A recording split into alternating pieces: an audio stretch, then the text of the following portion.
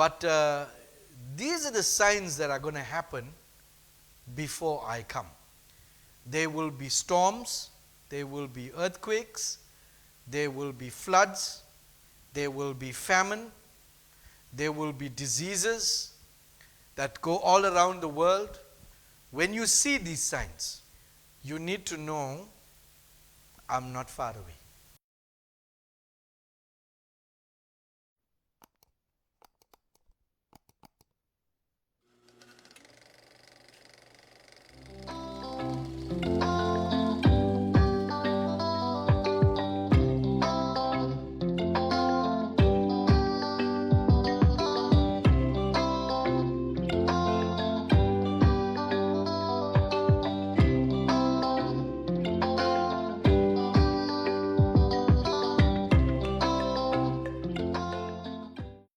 A blessed morning to every single one of you. Thank you for joining me in this morning, Sunday morning service.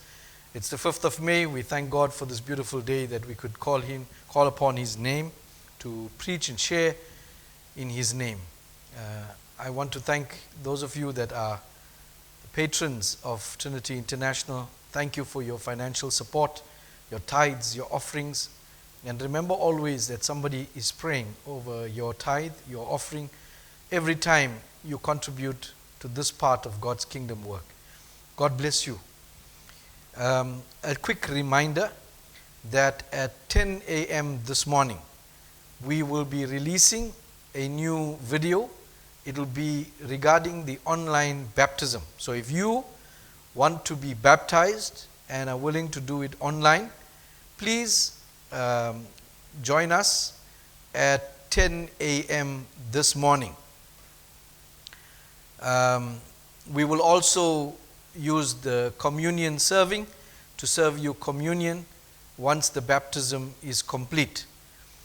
Beloved, last week I gave you a teaching about the end times and the United Nations being the beast that was coming out of the sea. And the scriptures told us that the dragon, who is Satan, will be standing on the shore conducting the activity of the beast. And the beast will come out of the waters.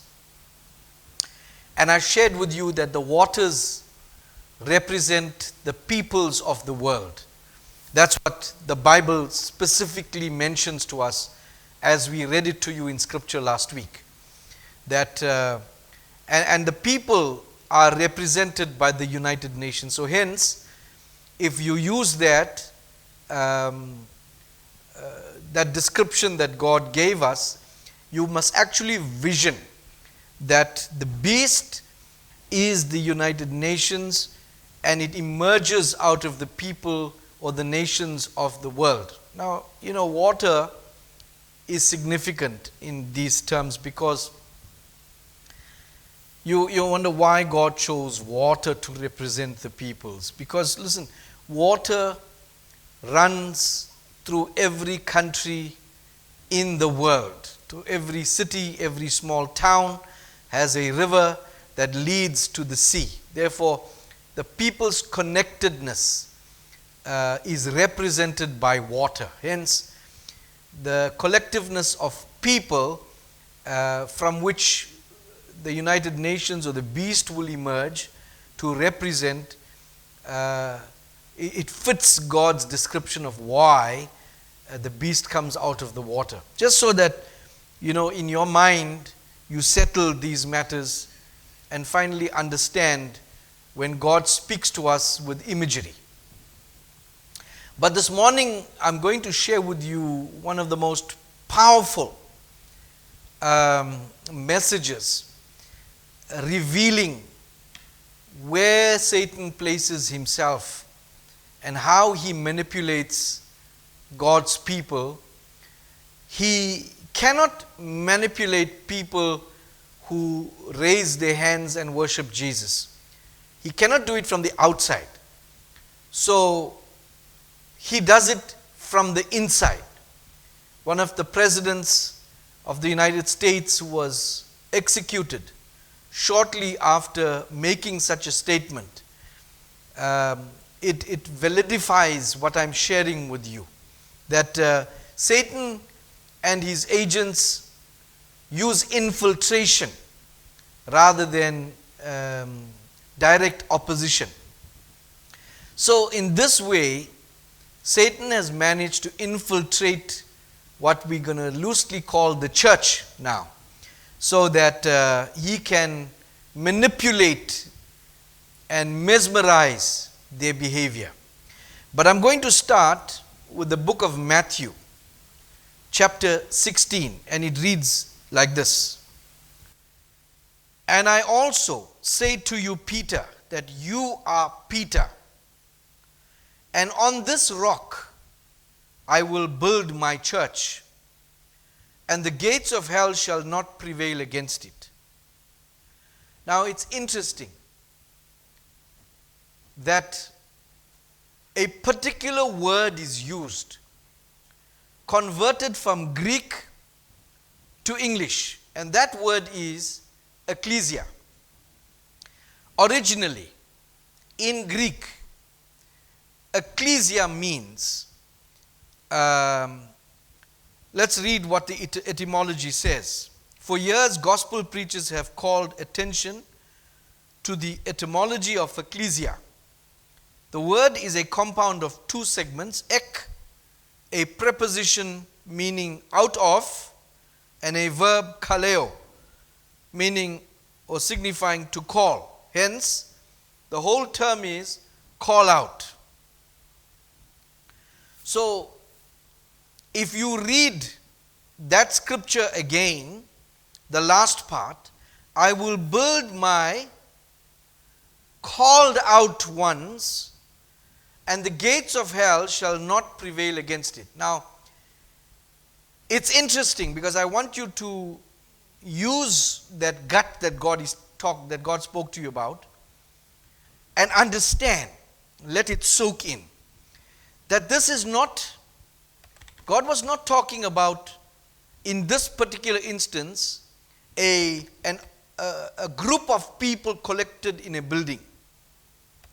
God was individualizing it. Called out ones. Called out ones are not part of an organization per se. They are individual people all over the world. He will call them out from whichever corner they are. And those, God says, will be His Ecclesia. Now, I'm going to share with you some stuff. But before we move any further and get more excited, the book of Matthew, chapter 16, from 15 to 18, precedes the scripture I just read to you. So let's read that. Jesus said to them, "But who do you say that I am?" Simon Peter answered and said, "You are the Christ, the Son of the living God." Jesus answered and said to him, "Wait a minute, man. Blessed are you, Simon Bar-Jonah, for flesh and blood has not revealed this to you, but my Father who is in heaven. And also I say to you that you are Peter, Petros, and on this rock I will build my Ecclesia, and the gates of hell shall not prevail against it." Do you know, there is so much wisdom packed in these verses that I can't begin to explain it in words. It is God's secret, and I'm going to reveal to you God's secret right now. So what is this rock? What is this Petra that Jesus was talking about? upon this Petra, I'm going to build my Ecclesia. So in other words, people build on a foundation. So if you use that, on this foundation, Peter, I'm going to build my church. What foundation? On the foundation that God is the one that will talk to a person on the inside, in their gut, about me. And on this principle, on this foundation, I will call my people out to Ecclesia. I pray now. Just pause for a moment and think about what I just said. He's not building his church on the Ecclesia. Or he's not building on the Ecclesia. He's building on a foundation that calls out people. He's building on the foundation. What is that foundation again?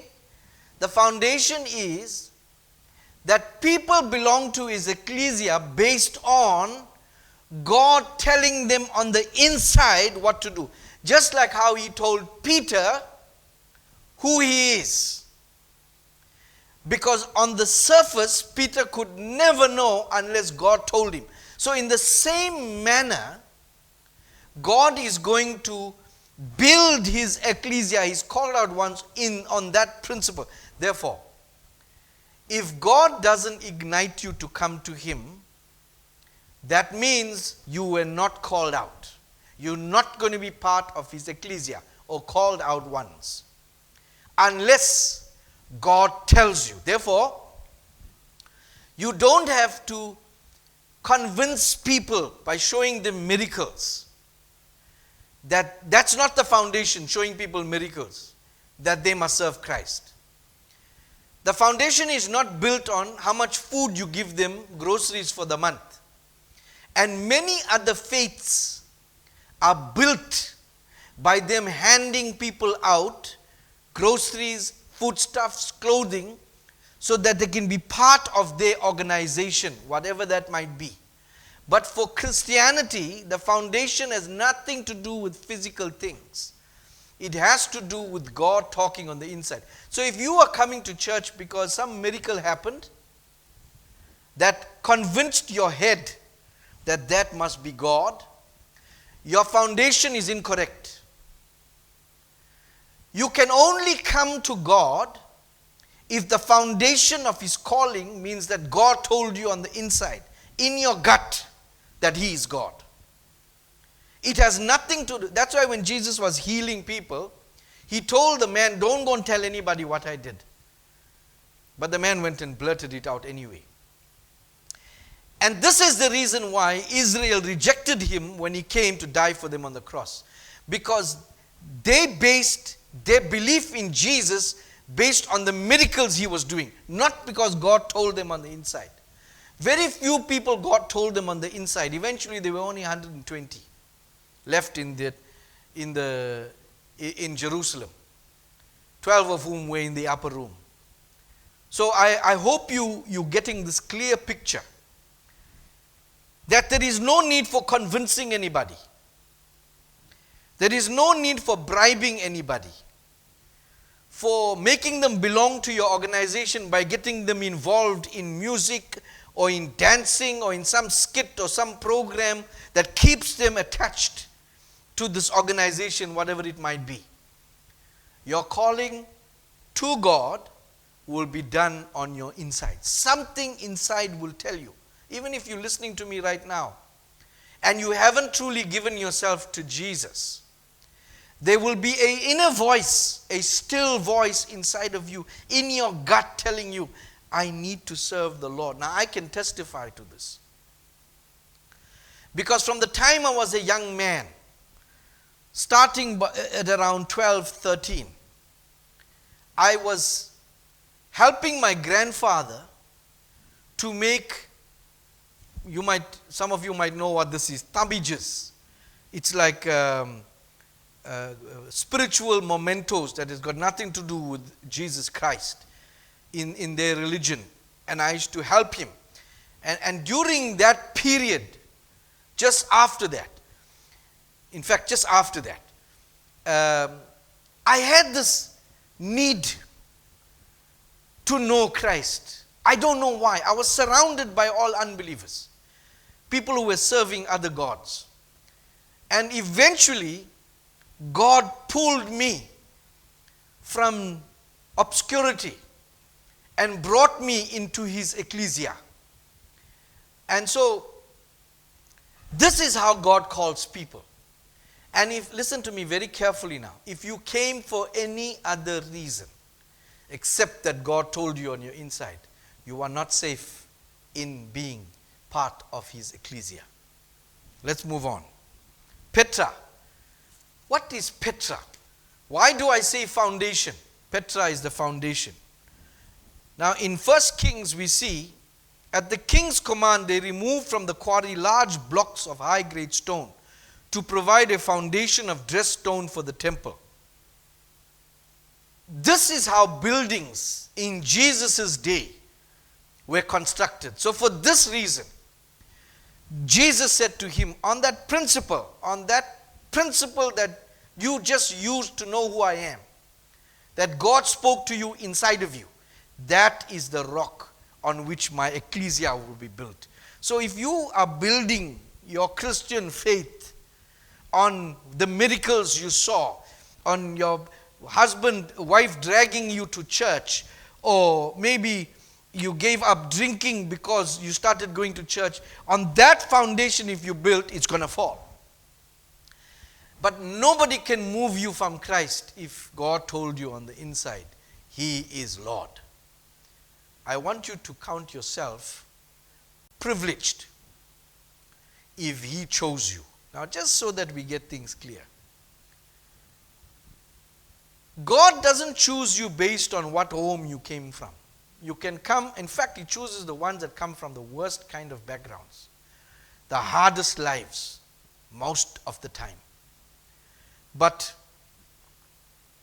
God knows your heart and your character as you're growing up. Where if you got a clean heart, even though you might be serving idol gods, if you got a clean heart, God speaks inside of you. And the moment you give in to what he's saying, you become part of his ecclesia. But if you have a dirty heart, there is no way that God is going to call you. And for this reason, John quotes Jesus in the book of John 6:44. No one can come to me unless the Father who sent me draws him, and I will raise him up at the last day. So your calling has nothing to do with anything you see visibly. Father has to call you. How does he call you? On the inside. On that he will build his ecclesia. Now I gave you a teaching on the 20th of April 2020 about the wedding ceremony of in the Jewish custom. In the Jewish custom, I'll briefly run through it. And you can go to that sermon and watch the whole thing. It's very intriguing how Jesus chose to react or to enlist his bride of they called the church or the ecclesia. In a Jewish custom,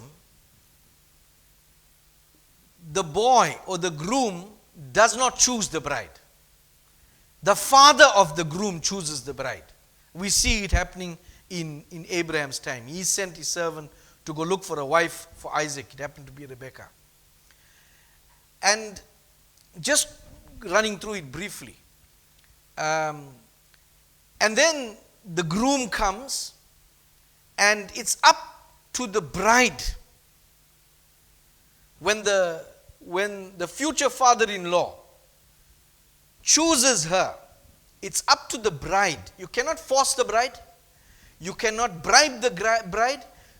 She must willingly, on her own free will, decide that she wants to marry the future father-in-law's son, the groom. So the bride has to make her own decision. She cannot be convinced by her father or anybody. If she on her own will decides that she wants this groom, then they do an engagement. I think it's called a ketubah. And that ketubah, when it's signed, everything that belongs to the groom, including his name, including his authority and his power, everything he wields, goes to her as a right. And then the groom goes away for, in those days it was a year, to go to his father's house to prepare a place for the bride to come and live when he comes back to receive her. And this is interesting to me. And then the father of the groom is the only one who decides when the groom is going to come fetch his bride. Nobody else knows. And that's why Jesus says, nobody knows when I'm going to come for you. The bride, it's going to be the father's decision. Only he knows. And so the father of the groom is the only one that knows when he's going to come and fetch us. So just that you can put these pieces together and understand how the end times work, how the bride works. The bride is chosen, and you have been chosen. Or called out by God, I should say. You have been selected, and God spoke to you on the inside.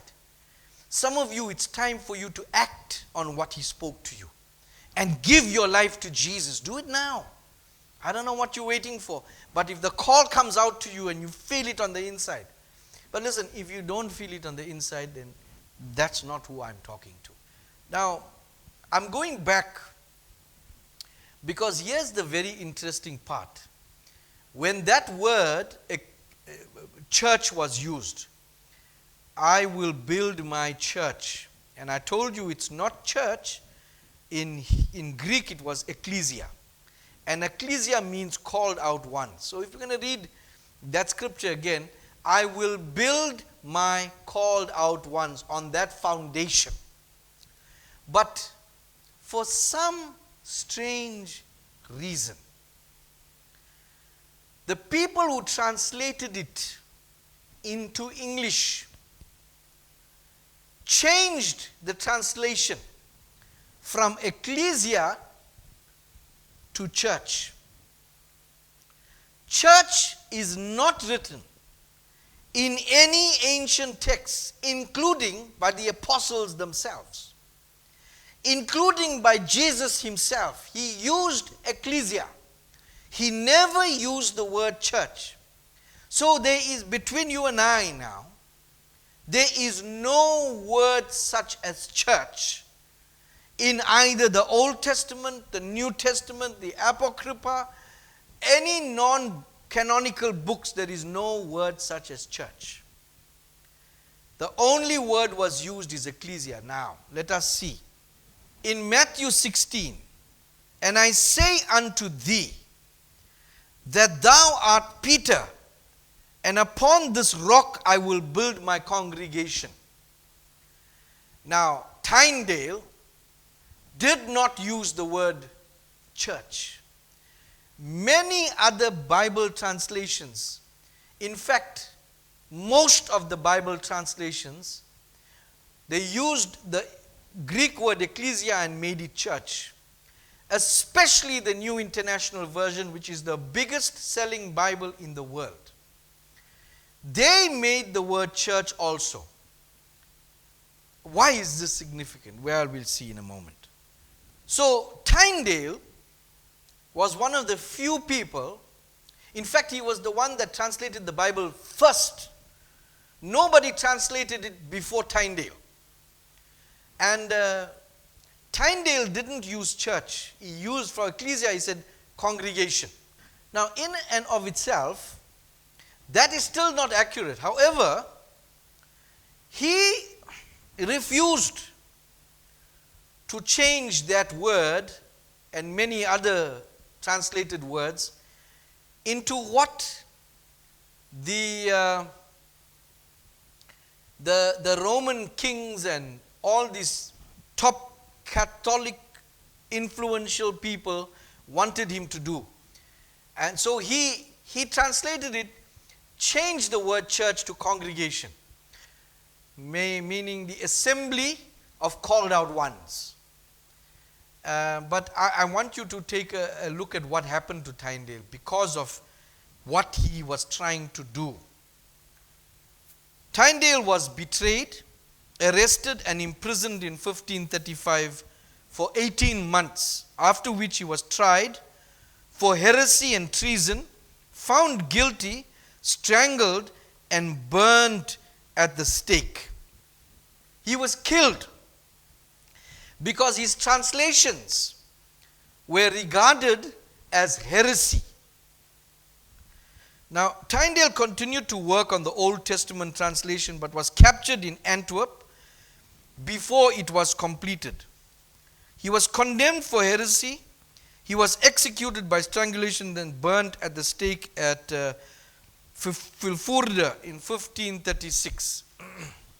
Now, why did this happen? I taught you this in various sermons. The Catholic Church was filled with Freemasons. They are the ones that wanted to be the official carriers of Christendom. And for a period of time, because of the influence, they controlled Christianity and what Christians were fed. And so they selected from all the scriptures that were written, a collection of books, redacted, and they put the codex called the Bible together. They distributed it. And after they killed Tyndale, King Henry VIII, who was the one who got him killed, in Discovery tells us, ancient, free and accepted Masons of England. King Henry VIII, Lodge, 1757. This man was the one that wanted him killed. Why?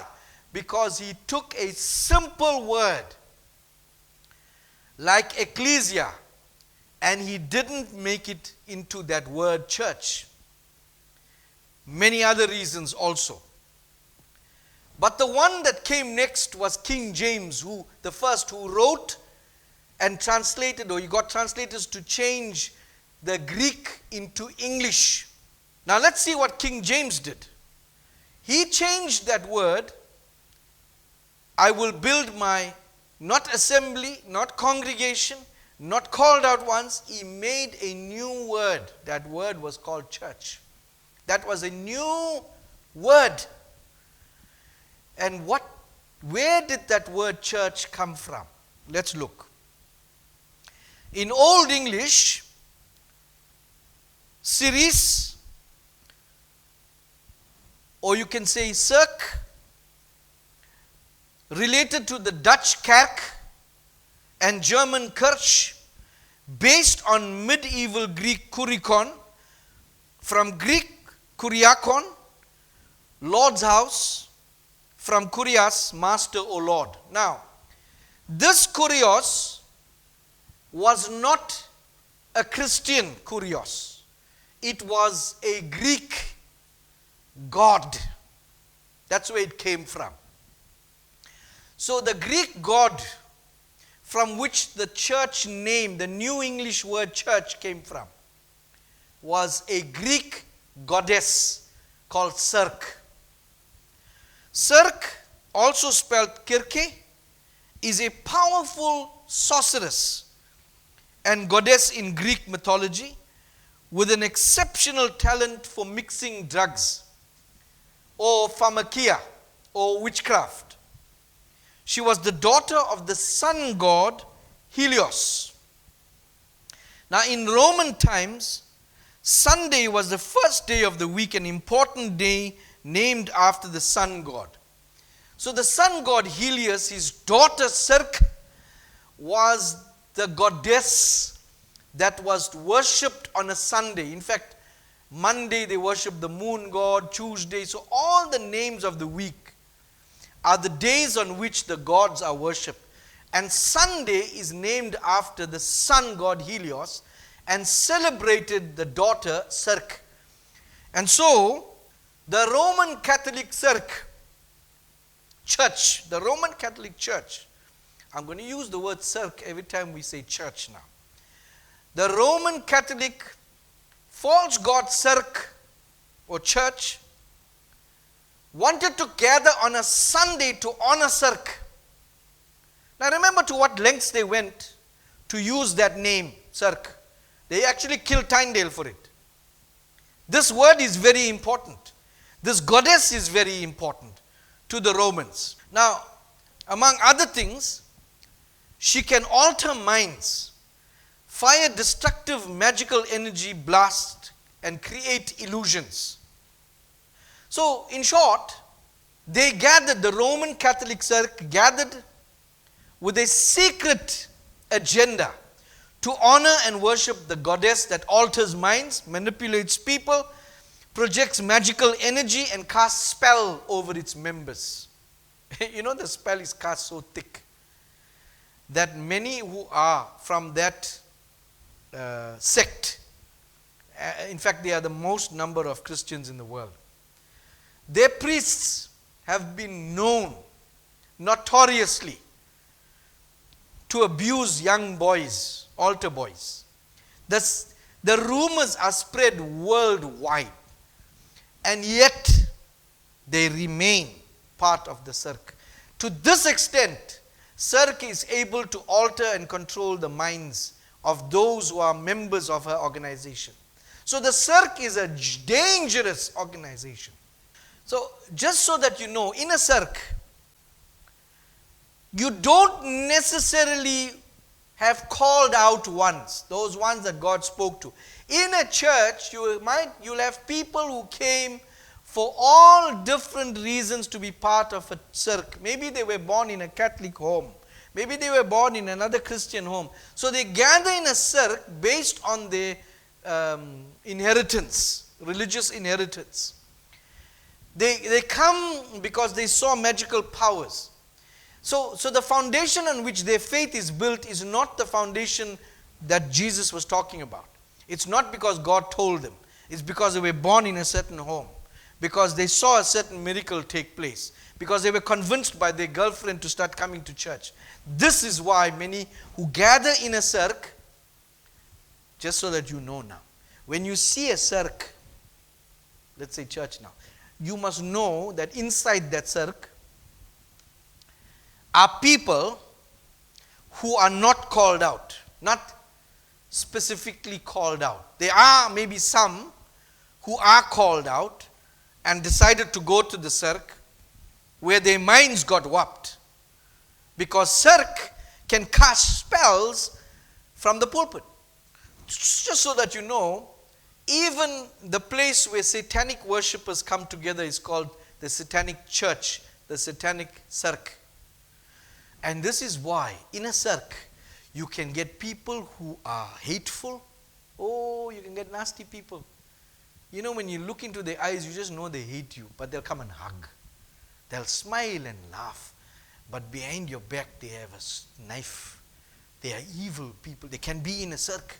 And some people say, how can you be part of a CIRCE and behave like that? Because in that CIRCE, there's no called out ones really.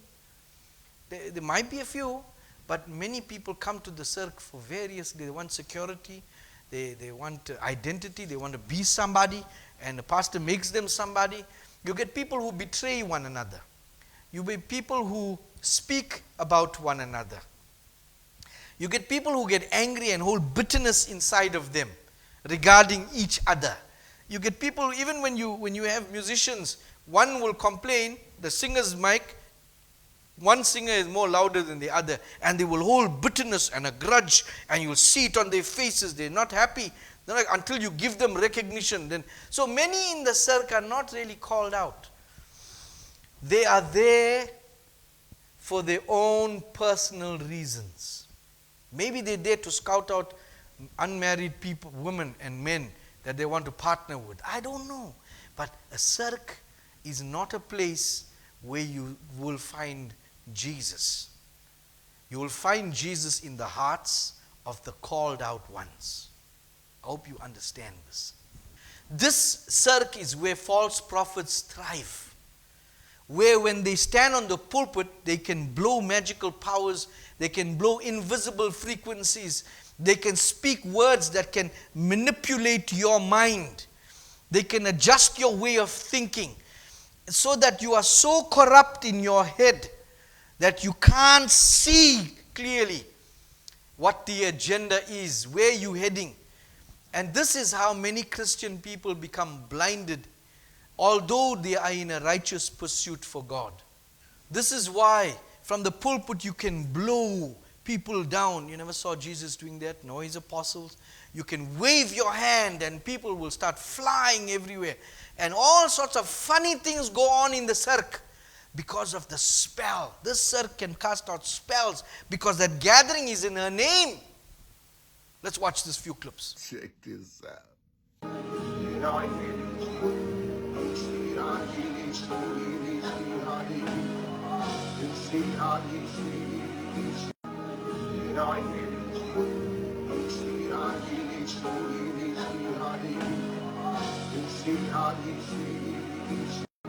Now, did you know? I hope we can find a clip to show you. Right now, what the Edomites are doing to the people in that little strip in the Middle East called Gaza, killing children. There are strikes going on all over the world and protests because their governments are supporting these Edomites.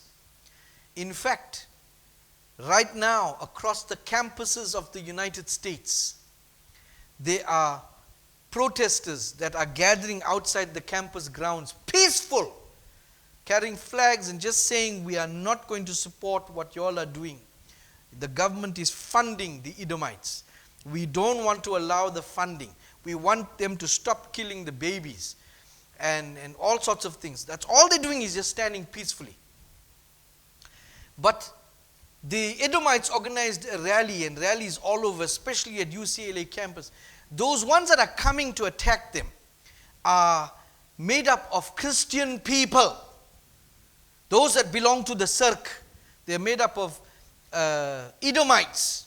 And they're coming with sticks and they want to hit and they want to bring down barricades and they're the violent ones. And the police are standing by and just watching. They want this to carry on. And the people at CNN, by the way, they're not mentioning that these people who are protesting peacefully are doing nothing wrong. But they're not mentioning the ones that are attacking that are doing something wrong. They're keeping quiet. They're not saying who they are. They're just saying protesters on both sides. But one side is violent. You can see Esau, the violent Esau. Esau was a very violent man. His mother hated him. His children, those are. It's in their genes. They are violent, ruthless people. They're coming with sticks and they're coming to attack. If we can play you a video, we'll show it to you. But what catches my attention is that many belong to the cirque. And the cirque is the reason why the government is okay with supporting the Edomites. Because the cirque has been mesmerized. They think these people are God's chosen people. They don't know. They can't see through. Why? Because they are mesmerized by cirque.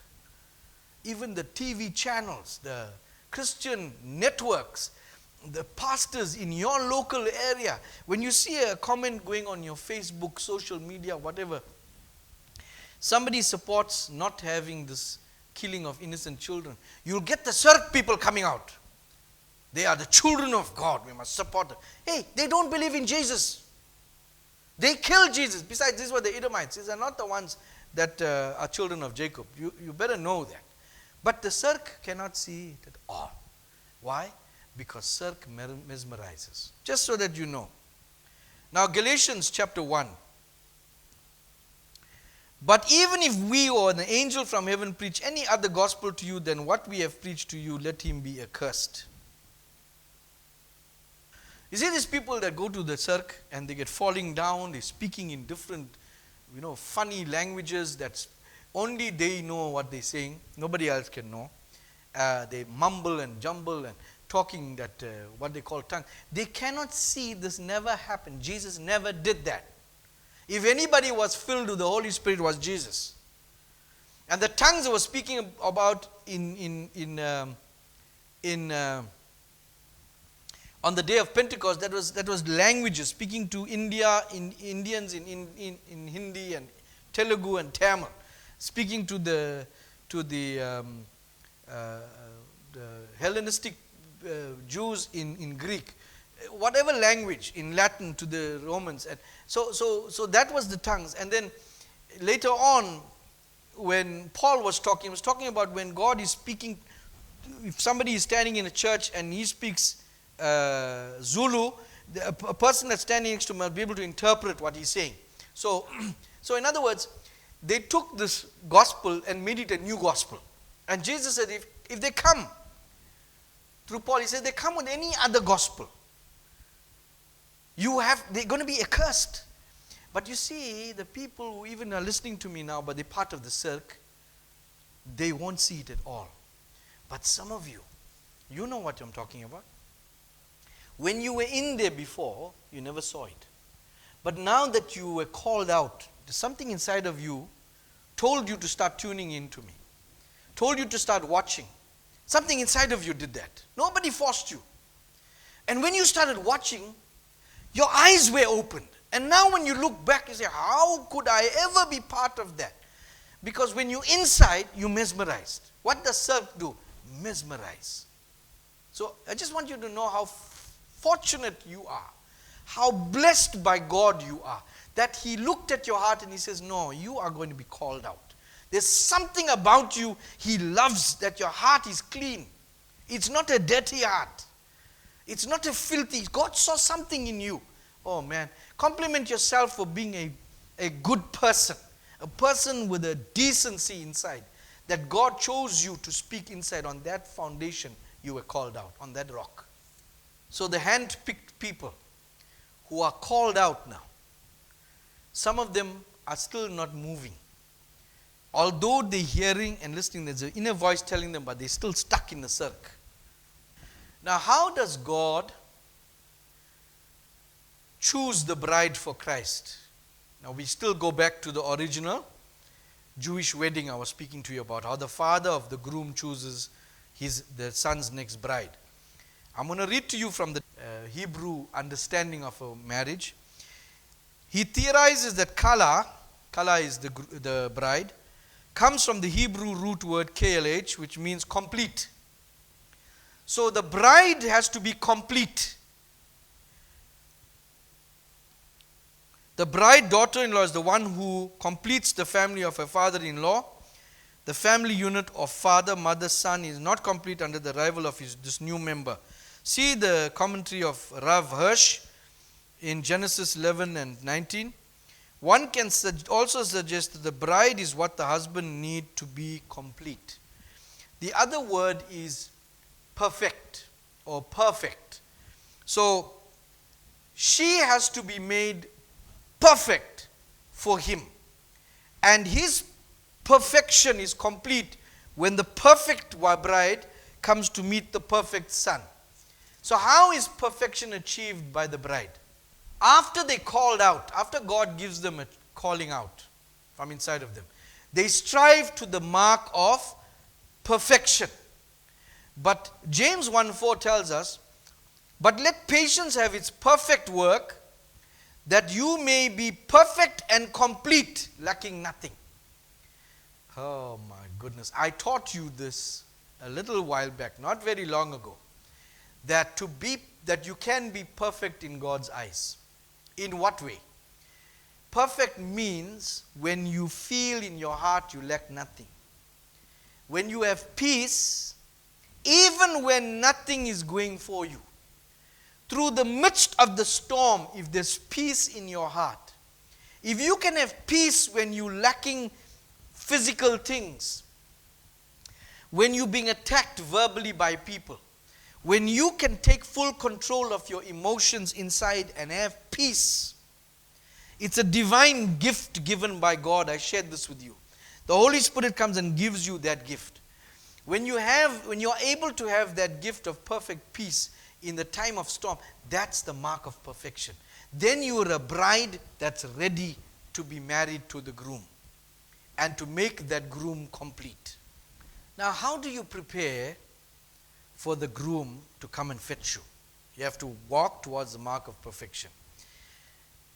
But you've got to keep gaining knowledge so that your eyes are opened, so that you can see. And if the light goes out and you don't have enough oil to keep the lamp burning, then the door is going to be shut and you're going to miss out, even though you were called out. Now there were 10 called out virgins waiting for the coming king. Let's read that for a moment. At midnight the cry rang out, "Here's the bridegroom, come out to meet him." Then all the virgins woke up and trimmed their lamps. The foolish one said to the wise, "Give us some of your oil. Our lamps are going out." "No," they replied. "There may not be enough for both of us and you. Instead, you go to those who sell oil and buy some for yourselves." But while they were on their way to buy the oil, the bridegroom arrived. The virgins who were ready went in with him to the wedding banquet, and the door was shut. The oil here refers to knowledge. Knowledge opens your eyes. And so the called out ones, once you're called out, you need to start getting oil. You need to start getting oil. And as that oil that's what I've been giving you, oil. And so I keep you in readiness. I keep you awake. When the lamp is burning, you are awake. Now there are some who are called out, but they're still sitting in the kerk of darkness, the cirque of darkness. And they refuse to come out, they refuse to learn, they refuse to gain knowledge, they're just happy to go around. And they are called out. God called them.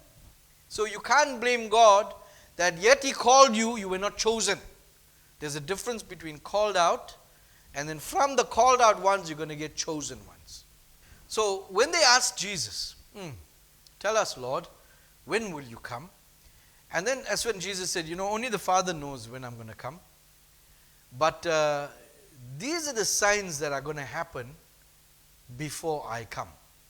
There will be storms, there will be earthquakes, there will be floods, there will be famine, there will be diseases that go all around the world.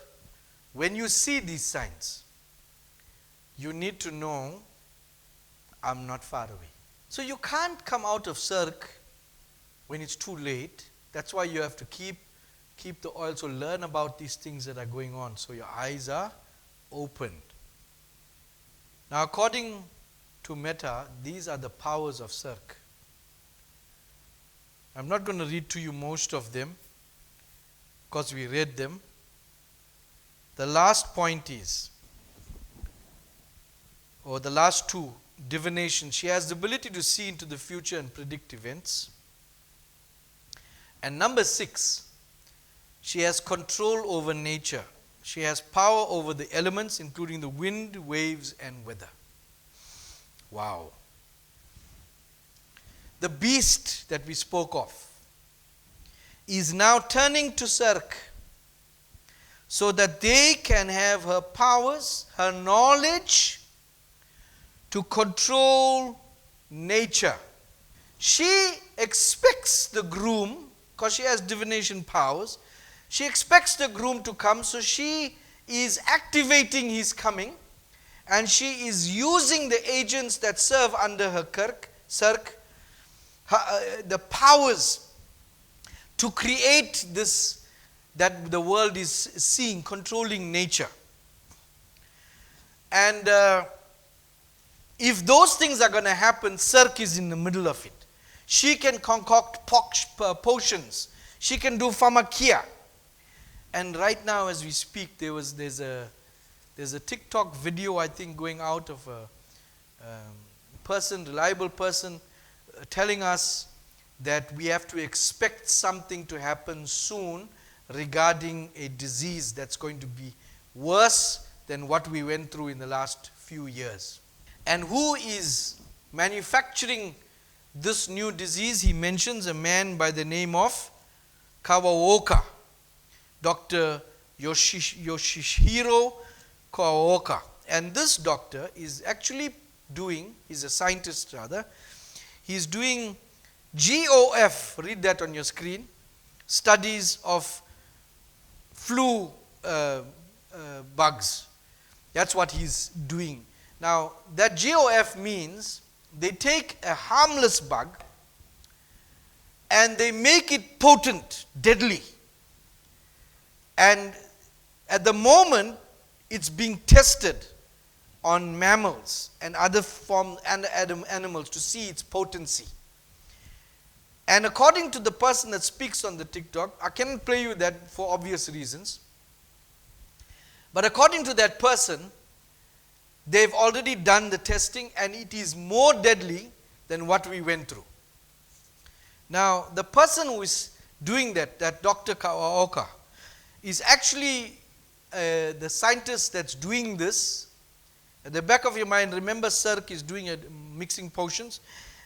He's doing this at Madison University, and the grant that was given to him was by none other than Gates Foundation, Bill and Melinda Gates Foundation. The University of Wisconsin-Madison has received a 5-year, $9.5 million grant from Bill and Melinda Gates to identify mutations of bugs, and would serve as early warning of potential widespread flu bugs. So, who's involved in this skill? CIRCE. Now, in 2001, this is like 23 years ago now, NASA wrote this document about their plan to be carried out or finished by 2025, which is next year. This document can be gotten by anybody because it's on their website. The heading says, NASA, Future Strategic Issues, Future Warfare. Now read the next line, where that came from. Circa 2025. That comes from that same goddess, CIRCE. In English, they want to use the word church. That means in this English version, on or about 2025. Now, I'm not going to go through everything. I'm just going to highlight a few plans that they have. But this was done in 2001, remember. Aflatoxin, natural parts per billion carcinogen. Airborne varieties of those two very dangerous bugs. Binary agents distributed via imported products like vitamins, clothing, and food.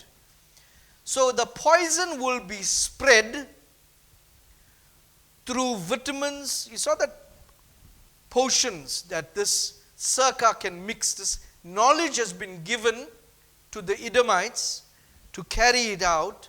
The plan has been foreseen and given to them in 2001 that by 2025 this must be done. So when you see imported vitamins, you have to be very careful. When you see food, it is already genetically engineered. It's changed its form. Hence I finished telling you about them replacing cows' genes with abnormalities, and they destroying and killing animals, farms, closing them down, making new crops from genetic seeds. Genomically individual and societal targeted pathogens. So they need to make specific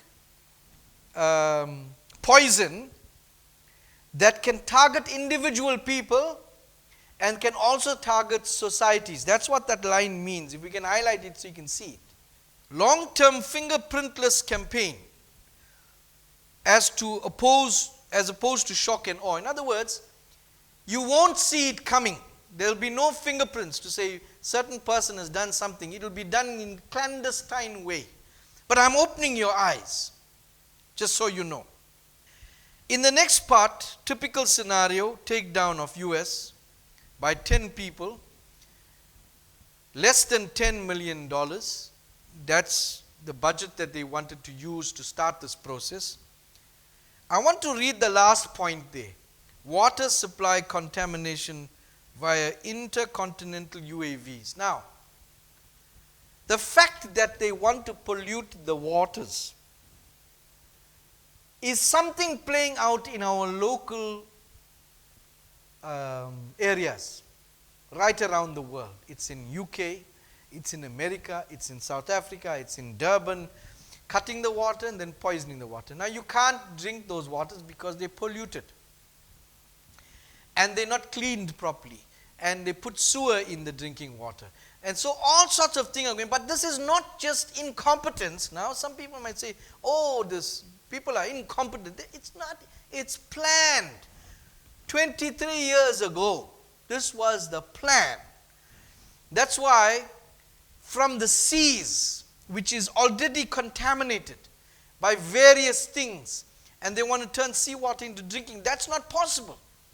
And even the fish that are there are contaminated because of the contaminants that are there. So these things are all part of CIRCE's divination that he gave to these people what to do and how to accomplish it. Now let's leave the NASA. Let's look at the US Air Force. They drew up a document that predicted how they could manipulate the weather by 2025. This document was drawn up on the 29th of December, 1997. This was even more longer than the other one.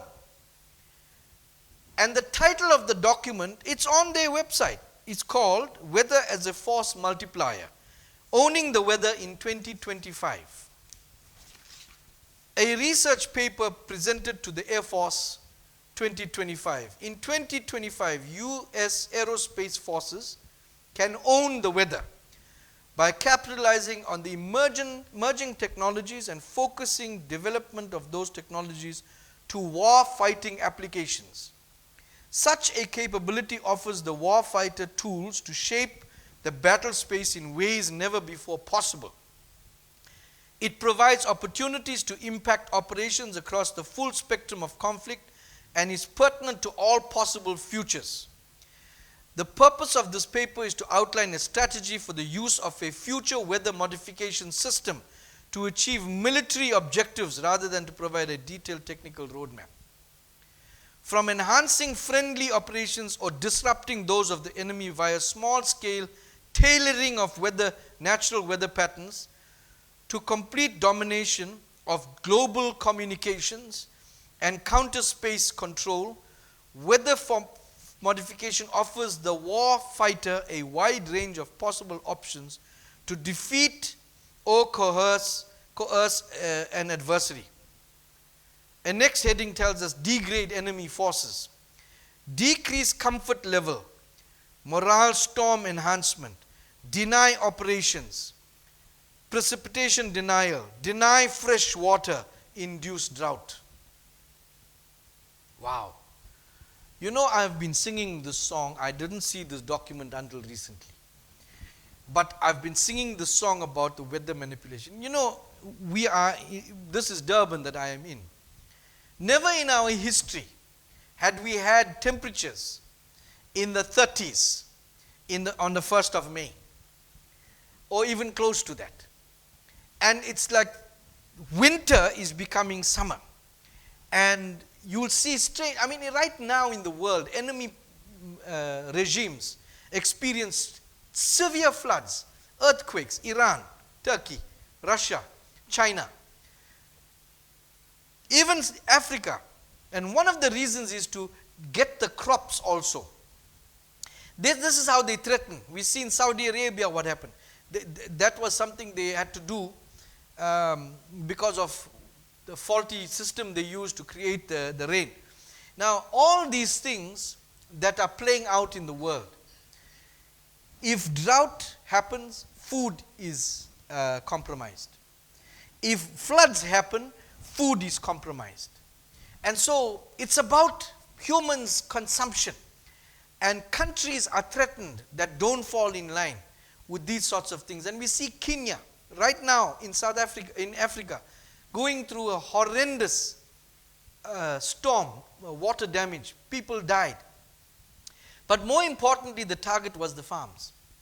And so right around the world we see abnormalities. Where was it all concocted? In the US Air Force. So they want to decrease our comfort level. That's according to the line I just read to you.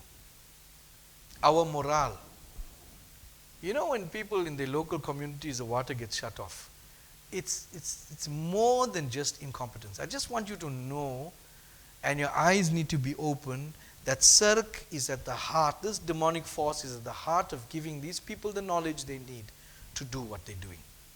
Continuing, in the United States, weather modification will likely become, this is predicting now. This happened in 1997, they're predicting.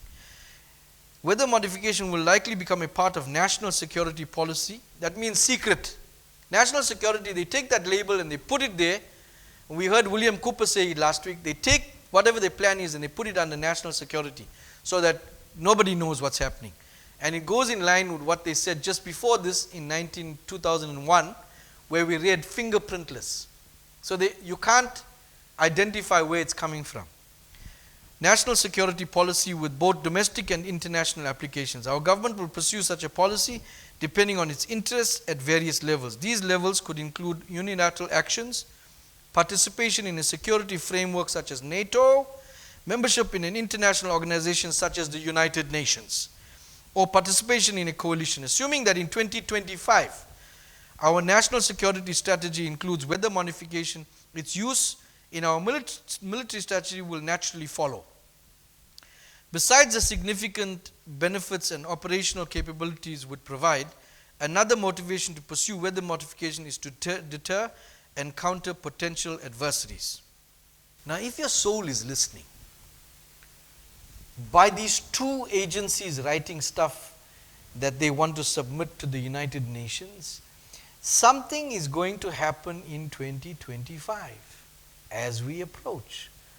So I want you to be very aware. I want you to, as you gain this knowledge, you see you put more oil in your lamp and you light it and your lamp stays burning, so that you do not get involved in mundane, trivial things of this world, that you take your eyes off the plan. And when you know CIRCE is behind it, you become more alert. I'm going to play you now a clip of John F. Kennedy in 1961. He made a speech at the Waldorf Astoria Hotel in New York, 27th of April. I want you to listen to this speech. For we are opposed around the world by a monolithic and ruthless conspiracy that relies primarily on covert means for expanding its sphere of influence, on infiltration instead of invasion, on subversion instead of elections, on intimidation instead of free choice, on guerrillas by night instead of armies by day.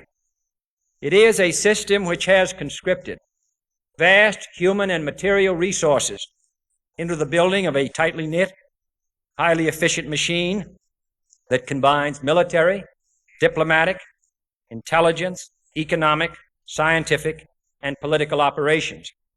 Its preparations are concealed, not published. Its mistakes are buried, not headlined. Its dissenters are silenced, not praised. No expenditure is questioned, no rumor is printed, no secret is revealed. It conducts the Cold War, in short, with a wartime discipline no democracy would ever hope or wish to match. He was vowing to publicly reveal the existence of a cabal. And not long after that, he was assassinated.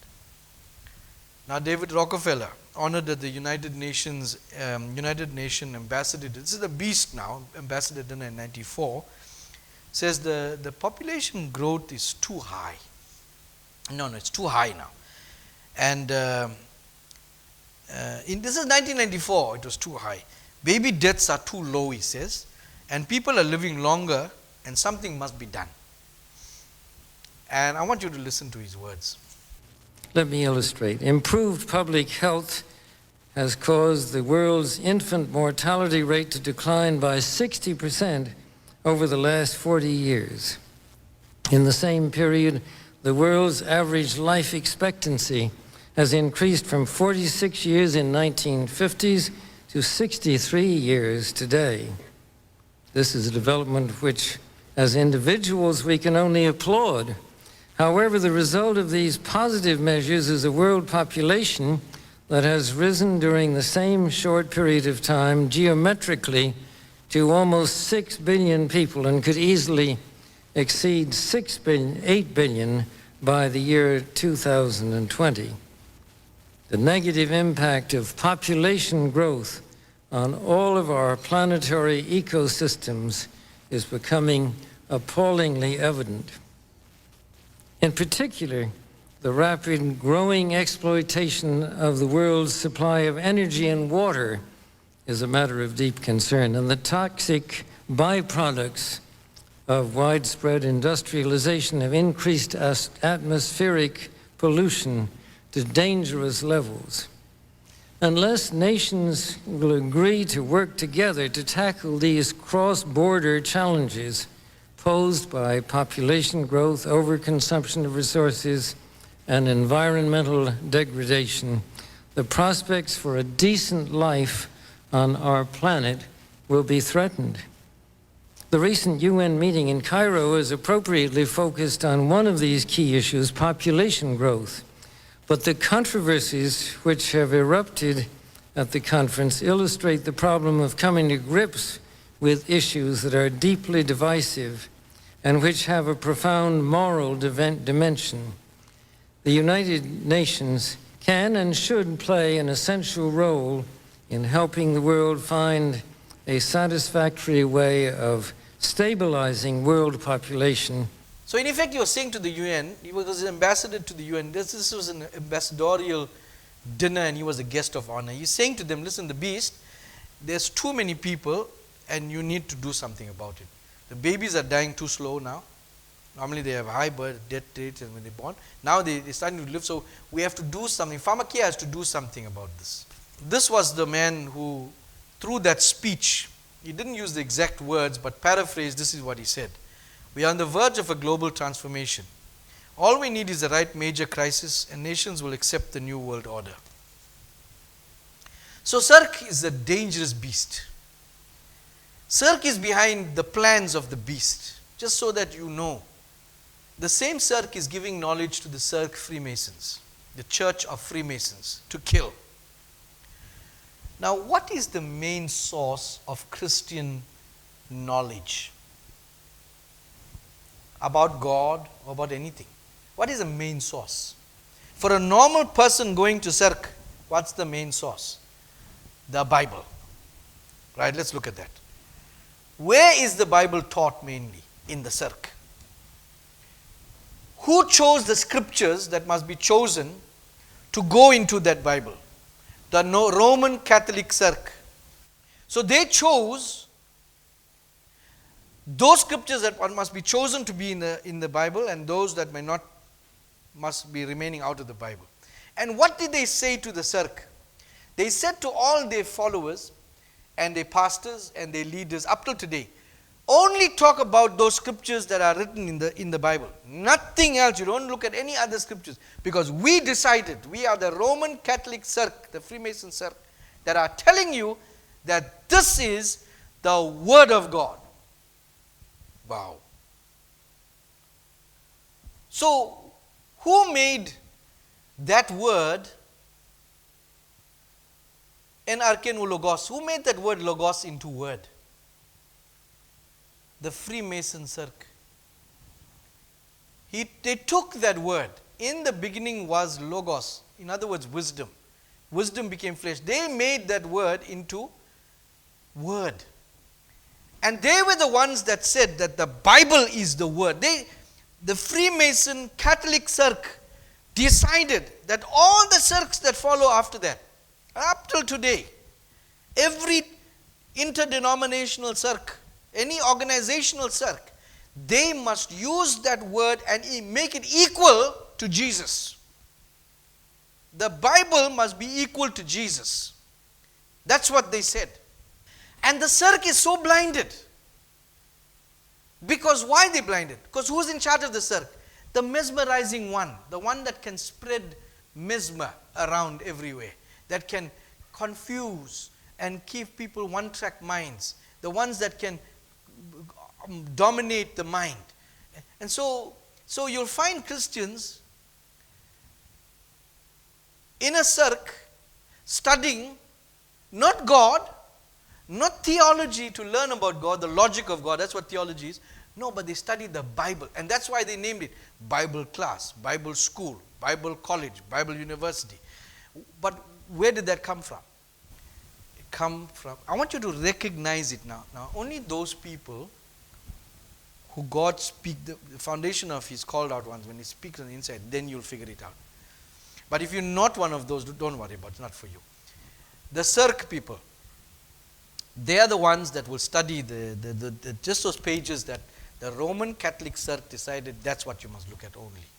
And they are the ones that changed the Greek and the Hebrew to English. So that's why they even killed Tyndale, because this Bible was going to be used by the cirque everywhere, and so they couldn't afford at that time to make the mistake. So they corrected it and they spread it. And so now the only source of information that the cirque has is the Bible. They are told not to look anywhere else. So that's why there's no theology in the Bible school. There is only Bible studies. And this is so important. There's a spell that is cast over the members of a cirque. That's why you cannot belong to a cirque.